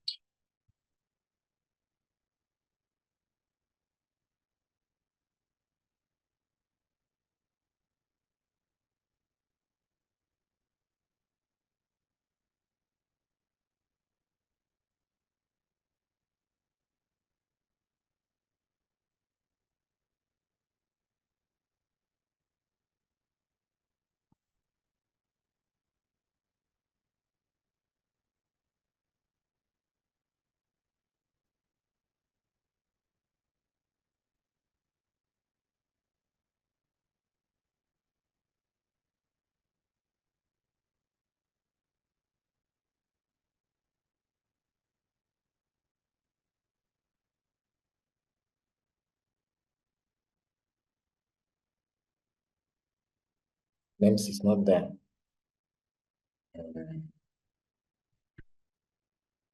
Just a minute. Let me see what error did I make.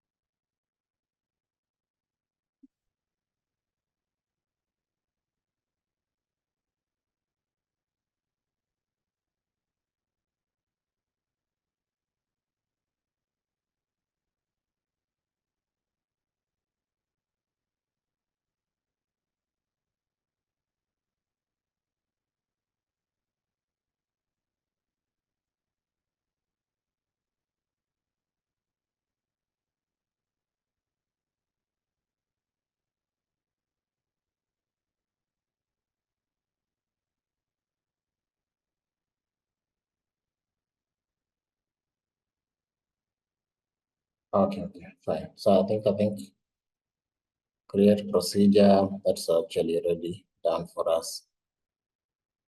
Okay, fine. So I'll rerun that successfully, that manner. So of course, after you've been able to create the procedure, the next thing is to actually call that particular stored procedure. So how do you call a stored procedure? Call a stored procedure.